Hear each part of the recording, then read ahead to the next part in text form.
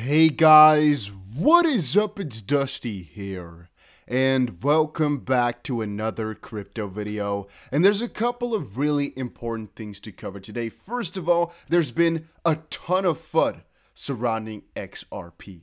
And guys, understand from me that it always comes with the territory. When Bitcoin goes down and XRP is having a bad day, you're gonna see people hating it. You're going to see people scared and angry and whatnot. You're always going to get these types of scenarios. So please, guys, don't take it personally. Don't think of too much of it. It always happens in the exact same fashion. Same thing is to be said about articles like this. XRP to be worth $1.23 by the end of 2021. As some experts say, it won't survive the SEC lawsuit. Big middle finger to the guy who wrote this because, well, really shallow way of thinking it, all right? Really shallow way. Why? I'll tell you in just a second. And the second piece that I want to kind of talk about is the fact that a lot of you guys, and I'm talking at least like 10 people or so, have asserted me or told me that Canada has done some stuff regarding the blocking of XRP, but I really did my best to kind of look for you guys on what exactly happened. I asked a couple of my friends, but nobody seems to know exactly what they mean. Everything that people just kept saying was that it's hard to buy XRP in Canada. It's become harder with time, but I didn't get any conclusion as to what happened just now. So if you want any Canadian news, I'm not your guy because I don't know where to find it. Even in the live stream, you guys told me a couple of exchanges that are supported in Canada, and I looked at them, and the problem is they don't really put up heavy headliners in terms of news, and they're not really that huge of exchanges either. So if Canada has blocked XRP in some way, shape, or form, let me know in the comment section down below. And for that matter, guys, put in the comment section down below if you, in your country right now, can still trade XRP. Because I am kind of wondering if there's more countries that have been restricted than meets the eye. All right, so let me know in the comment section down below, either where you're watching from with a yes or no, or just type your story down below, right? It's interesting for other people to maybe watch that. Now, one thing I must quickly assert once more is the statement from Stefan from a little bit earlier today. And it talked about how Ethereum has got a different treatment than most other crypto, really. Guys, don't forget that there's actually a ton of different crypto that have had a literal sale in the past. XRP/Ripple didn't conduct one. XRP literally was pre-mined all the way and was then distributed. The difference there is that if you have a sale to start up your platform, you are taking the money in first and then building something with kind of a promise. If you're building the platform first and then giving out the coins, basically, it's exactly the other way around. It's completely different because then you're only starting to think about the consensus mechanism, basically, or how you come to a verification, rather than how are the coins distributed. Because even though one party might have held it all, it doesn't actually matter too much because it's not about the distribution that matters anymore. If it is a sale, though, the distribution matters significantly for the security laws, right? So the problem there is that Ethereum, at the start of things, had a sale and then slowly turned out to not be security in terms of consensus mechanism, proof of work. Of course, if you only have 10 people, then it's pretty centralized. If you have 100,000 people, theoretically speaking, it's not centralized at all. And basically, the sale is now disregarded because they basically went better with the time. Now, Ripple, theoretically speaking, should be one step upwards because they didn't have a sale, so that one should be a win for Ripple in that regard. And, well, they're older than Ethereum, so it should also be, earlier done. And they're more decentralized from a certain perspective than Ethereum is, depending on how you look at it. Now, even though Ethereum has been granted it twice then on the fact that it's less old, so it's younger, and it literally had a sale, still Ethereum is just fine, thumbs up, and XRP isn't. It's an odd little thing, right? And I still don't get exactly why. Then I must tell you guys again, make sure you check out Bybit. A link is down below. It is the exchange that I use, and I definitely recommend it. All right, enough about XRP for right now. I have more articles about it. I think I have an entire whole set of articles here as well. We have a ton of stuff to talk about right now. Some of this stuff will be overlapping because I've just been accumulating articles, and every time I record the video, I don't get to the last articles, and so it's been accumulating a little bit, but we'll see. Crypto analyst lays out Cardano's pathway to $4. I find it funny when people tell me, oh, can I go to $4? If you're really struggling to think on whether or not you can go to $4, we're having a little bit of a problem right here. Now, Benjamin Cohen on YouTube is one of the best analysts out there. I really severely enjoy his content, so I'm going to give it up for him, say, hey, if he talks about, for example, some hindrances, all good. But I'm going to tell you, the only thing now that you should be rooting for, if you want to see ADA breakthrough, is the $3 mark, the $4 mark. What do you want to see happen? Well, Cohen explained that Bitcoin staying above the 20 weekly SMA is a key to ensuring the setup realizes its full potential. What you want to see happen is you want to see Bitcoin just kind of hang out. Just have Bitcoin chill above the 20-week SMA. Cohen further went to add, if we get it, then the path of least resistance for ADA is up. And the thing is there, to get an ADA of idea of what ADA is doing, you need to look at what Bitcoin is doing, which is truth. That's the same thing for most cryptos. ADA really doesn't really have that difficult a path to $4. If you're asking me about $10, okay, maybe it might be a little bit more annoying, but it could literally get to $4 in a couple of days from now without any new incentive or so. It could literally happen before September 12th still. It wouldn't be too crazy. Then about the NFT ordeal, CryptoPunk NFT breaks sales record as Visa sparks buying frenzy. And here we have another one. Visa jumps into the NFT craze, buying a CryptoPunk for $150,000. Visa said Monday it bought a CryptoPunk, one of thousands of NFT-based digital avatars for nearly $150,000 in Ethereum.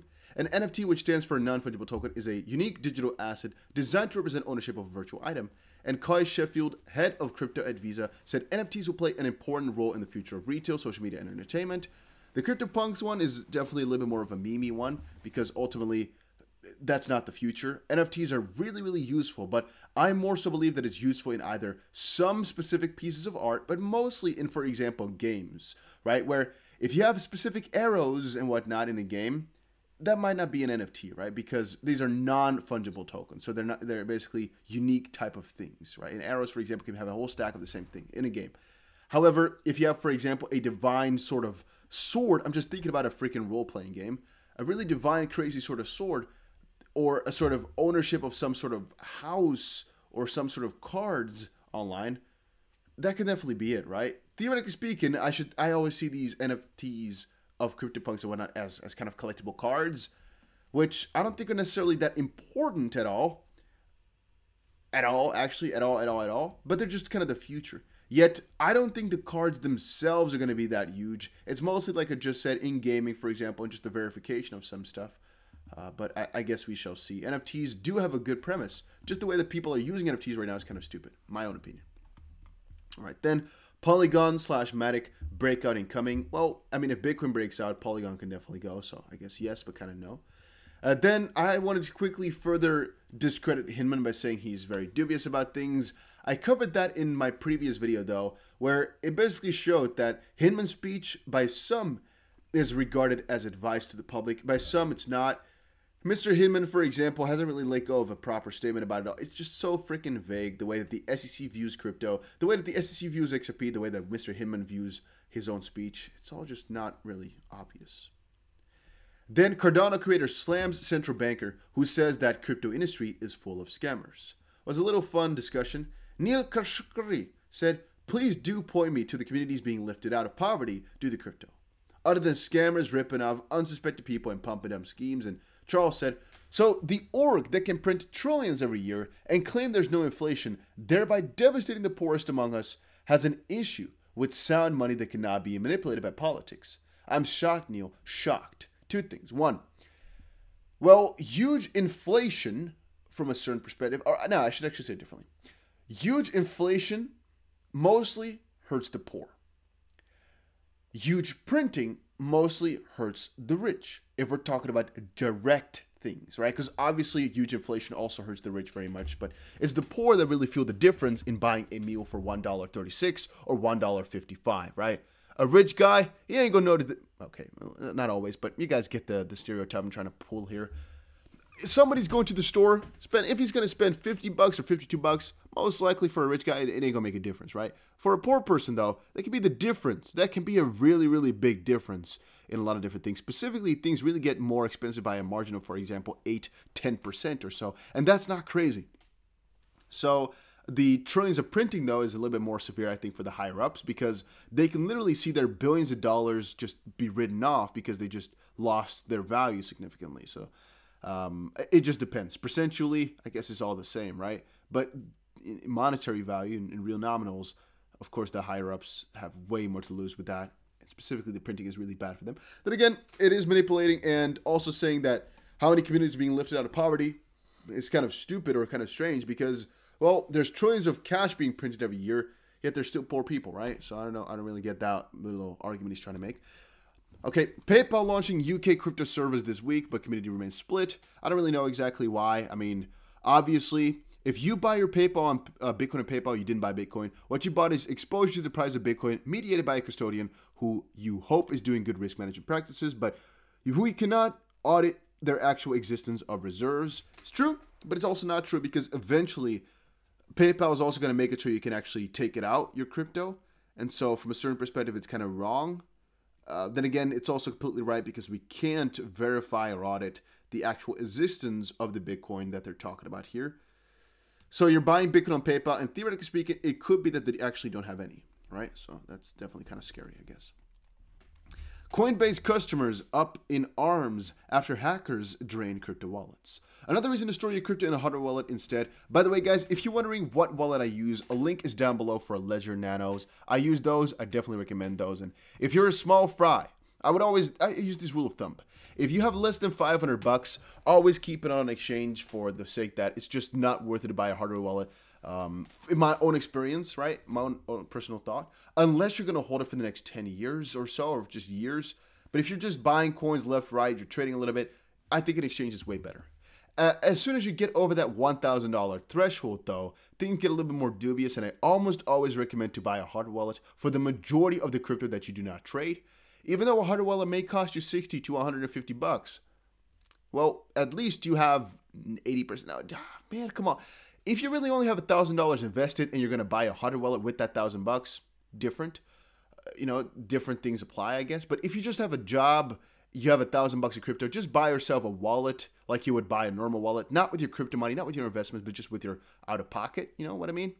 And use that to store your investment properly, because even if you're going to use the $1,000 to buy a hardware wallet, I'd rather have my $900 now go to $900,000 eventually than my $1,000 basically go nowhere because I got hacked at one point or another and I lost all my money. So basically, be really careful with that. It's just quickly what I'm trying to say here. Here you can see, according to a news report, the news outlet interviewed Coinbase customers across the US to discover thousands of customer complaints. For instance, one couple logged onto the service to discover that $170,000 had vanished after hackers were able to take over their account. To add insult to injury, the couple was unable to reach Coinbase support for support. While banks now employ live chat as well as email and telephones to provide customer support, the popular crypto company only responds to customers via email, which I guess is logical because they most likely get thousands of emails a freaking minute, it kind of feels like, because Coinbase is so big, so many users. And guys, people call and people text so ridiculously often that it would take little hundreds of people in a call center just to operate for Coinbase. Or you'd have like a wait of 6 hours before you're gonna, get there. Because let's say, for example, hypothetical scenario, a Coinbase customer has to kind of go over the process of you making an account because you want to be and do that with them on the phone. It might take a freaking hour before you verified everything and done the email and whatnot. Coinbase can't afford that. They need hundreds of people then to really get this done. And they most likely already have at least tens of people, maybe already 100 people just for not 100 people. Most likely just tens of people doing the customer support, just sitting there maybe 100 already. Could actually be. Coinbase is so big already. Yet they need to go times 10 if they really want to make it through. Then again, the operating expense is so much bigger. I just don't get, though, why they don't fully invest on that. Guys, if I ever open up an exchange, make sure you guys slip me in the freaking, sack and tell me, go full-on customer service mode. Because ultimately, an exchange is only as good as the safety that it provides. And customer service is such a big part for exchanges. It'll keep your customers so happy. Then again, the majority of people that use customer service are not your big clients. So it's always a dubious type of thing. Maybe, I guess, Coinbase, what they could do is make it so if you have, for example, more than $1 million with them, you get a personal little assistant whom you can text on some sort of, place so he can help you out. I know it's discriminating for the smaller fries, but at least you're going to have a better bond with the people who actually trade for a lot of freaking money on your platform because, well, nobody that I know has a direct connection to Coinbase, right? I mean, theoretically speaking, I as maybe a YouTube guy could get one person to talk to, but with Binance, for example, with Coinbase, with almost none exchange, not even BITRUE, by the way. None of those exchanges that I use, I can get to talk to somebody. So if I have a customer support ticket, I have to wait for literal months before they answer it, which is freaking sucky. So yeah, just a little side note. And then XRP to be at $1.23 like we talked about before. XRP will barely move from its current price and will end the year at $1.23. A study by Finer has claimed, polling several experts in the field. And Finer's James Edwards told CNF, this website, that the future is looking bleak for XRP, with the SEC weighing heavily on it and its use diminishing drastically in recent months. Long story short, this guy doesn't know what he's talking about. He's saying that XRP won't survive the SEC, but will return to exchanges. Screw this guy, man. That's all I'm saying. A lot of people have this same type of opinion where they're saying, no, XRP is just a big security. It ain't going to survive. The SEC is not going to let them go. The thing is, guys, the only way that Ripple's going to lose this, or XRP is going to, come out bad under this one, is if it's all conspiracy and it's all planned. Otherwise, there ain't no way. There just ain't no way. If you look at the real facts about it, and I've done my research here, there's no way that Ripple's going to lose this one about XRP, and so I'm sticking with my bullish gut. All right, that was it for today's video, though. We're already 16 minutes in. We're good. If you enjoyed it, make sure you press the like button and subscribe, and I will definitely see you guys again in another crypto video later today.